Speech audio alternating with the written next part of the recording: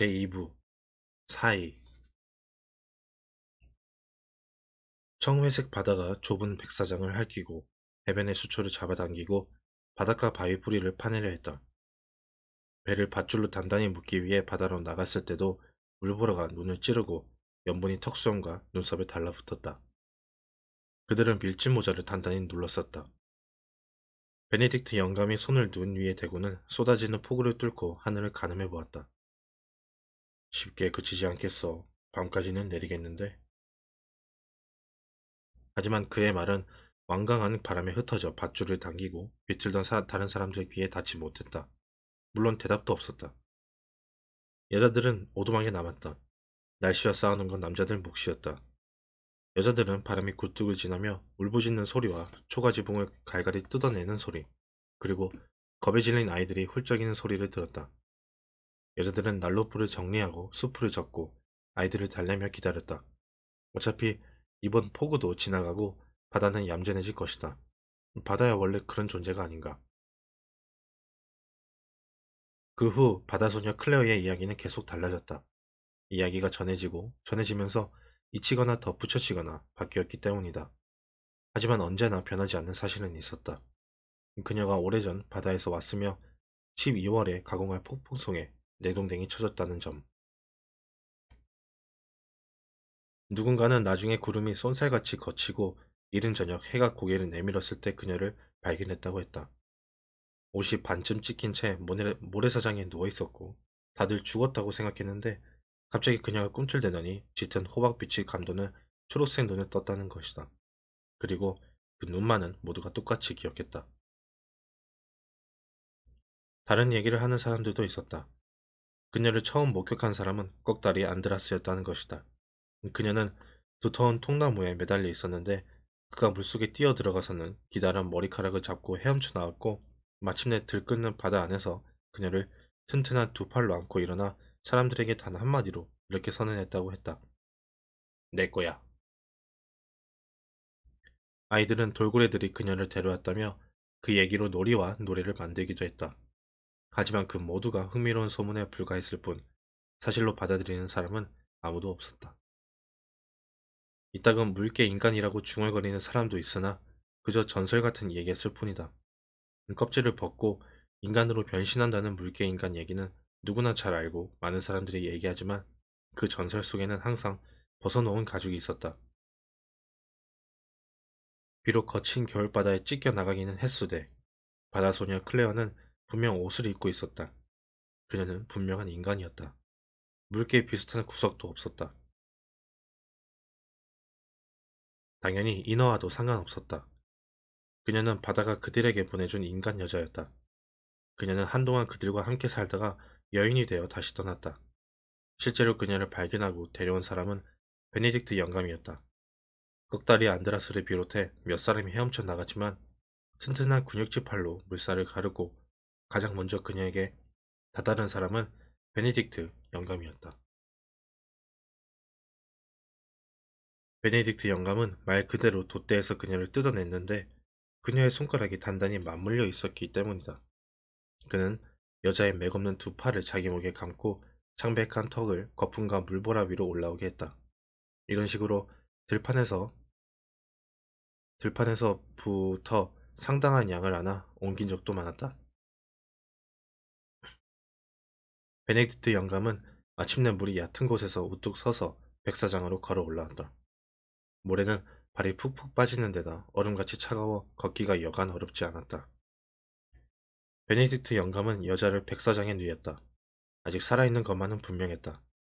그는 바다에 뛰어들 때 벗어둔 두터운 외투로 여자를 덮어주고 여자의 창백한 얼굴을 옆으로 돌린 다음 외투 위로 인공호흡을 시도했다. 그리고 마침내 그녀가 소금물을 토해내며 기침을 했다. 꺽다리 안드라스도 그 자리에 있었다. 그건 분명하다. 그녀를 내려다보며 자기 것으로 하고 싶다는 생각도 했지만 차마 입 밖으로 내뱉지는 못했다. 베네딕트 영감이 주변 사람들을 올려다보다가 가빈을 지목했다. 그 중에서 가장 빠른 아이였다. 어서 달려가 알리스에게 전해 여자를 데려간다고. 남자들은 부지런히 장대와 외투를 모아 들것을 만들었다. 이미 수도 없이 만들어 본 덕에 들것은 순식간에 완성되었다. 아이들은 툭하면 배와 벼랑에서 떨어졌고 젊은 남자들은 갈고리와 밧줄에 부상을 당했다. 여자들은 아기를 낳다 죽고 신생아들도 죽었다. 그러면 묘지까지 가는 느린 장례 행렬을 위해 상여를 만들어야 했다. 하지만 여자는 살아있었다. 여전히 눈을 감고 있고 부러진 돛대를 안듯 두 손을 꽉 움켜쥐기는 했지만 죽지는 않았다. 사람들이 들것에 싣자 여자가 다시 기침을 시작했다. 들것이 언덕을 오를 때였다. 찬바람이 젖은 머리를 헤집고 그녀의 뺨을 간지렸다. 그녀가 눈썹을 파르르 떨고 몸서리를 치고 신음을 흘리기 시작했다. 그들은 조심스럽게 산마루를 올라갔다. 이곳 겨울은 여명이 짧기에 빠르게 어두워지고 있었다. 마침내 행렬은 자주 다니는 샛길에 다다랐다. 마을은 물론 동구박 알리스의 오두막까지 데려다줄 길. 남자 넷이 들것을 들고 다른 사람들은 뒤를 쫓아왔다. 이따금 한 사람이 멈추어 돌아서서 바다와 수평선과 어두워지는 하늘을 보았는데 이 놀라운 선물을 던져주었을 배의 그림자라도 찾는 듯했다. 하지만 그곳에는 오로지 백랍색 바다뿐이었다. 석양이 저물며 어둠 속으로 사라져 가는 바다.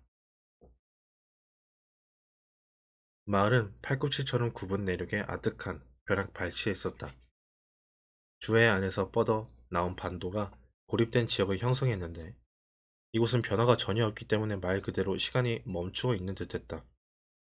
기억이 닿는 한 외부인이 나타난 적도 없다. 때때로 불만을 품은 사람들이 산을 넘거나 넘으려 시도하기는 했다. 그들은 마을을 떠나는 행위를 산을 넘는다고 표현했다.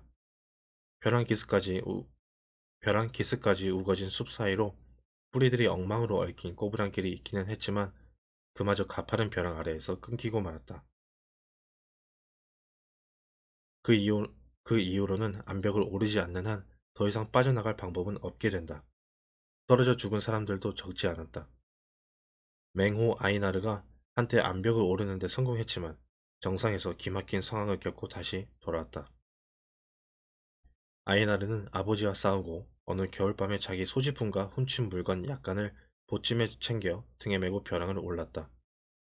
그가 벼랑을 타고 다시 돌아왔을 때는 거의 죽기 직전이었다. 이미 불구가 된 채 피투성이의 고통도 극심했다. 마지막 안반에서 눈 덮인 오솔길 위로 떨어졌을 때에는 고통과 좌절감에 미친 듯이 울부짖었다. 그 다음부터는 완전히 입을 다물었다. 그는 엉금엉금 작은 나무까지 기어가 가지를 잘라내고 줄기를 두 조각 냈다. 그리고 나무에 의지해 힘껏 몸을 일으킨 다음 나무를 지팡이 삼아 절름절름 아버지 집으로 돌아갔다. 그 후에는 맹호라는 별명을 잃고 대신 절름발이 아이나르로 불렸다. 18살이 된 지금도 그는 아무 말 없이 양을 보살피며 깊은 절망감을 다독이며 산다. 마을을 벗어나는 최선의 길은 바다이나 바다 또한 위험한 해류와 끊임없는 강풍 덕분에 거칠고 변덕스럽기만 했다. 어부들도 너나 할 것 없이 여러 번 위기를 겪었으며 또 누구나 친구며 가족을 잃었다. 알리스는 이는 다 빠지고 주름이 자글자글한 눈과 혀가 매서운 노파였다. 사람들이 덜덜 떠는 여자를 데려가자 꺼져 이놈들아 라며 클레어만 남기고 모두 쫓아냈다. 노파는 밤새도록 클레어를 간호했다. 알리스 자신은 자손이 없으나 수많은 아기를 받았고 크게 다친 젊은이들도 낯설지 않았다.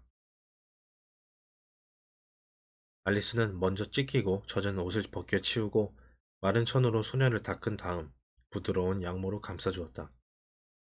연기나는 기름 등잔에 깜빡거리는 불빛 아래에서 이 모든 일이 이루어졌다. 소녀가 더 이상 몸을 떨지 않자 알리스는 쇠솥에서 끊고 있던 허브죽을 젓기 시작했다. 이윽고 죽을 조금 그릇에 담아 소녀가 겁에 질려 밀쳐내지 않도록 조심스레 수저로 떠먹여 주었다. 다행히 소녀는 죽을 받아 먹었다. 처음에는 경계하며 훌쩍거리다가 나중에는 더 달라며 입을 벌리기까지 했다. 에휴, 천천히 먹어. 그러다 토하겠다. 그런데 여기는 어떻게 온 게냐? 소녀가 그릇을 다 비우자 알리스가 물었다. 소녀가 고개를 돌리며 반쯤 일어나 파도 소리에 귀를 기울였다. 하지만 질문에 대답하지는 않았고 노파도 재촉하지 않았다. 그 대신 노파는 가까운 선반에서 뼈로 만든 빗을 꺼내 소금물에 뻣뻣해진 머리카락을 풀고 빗겨주었다.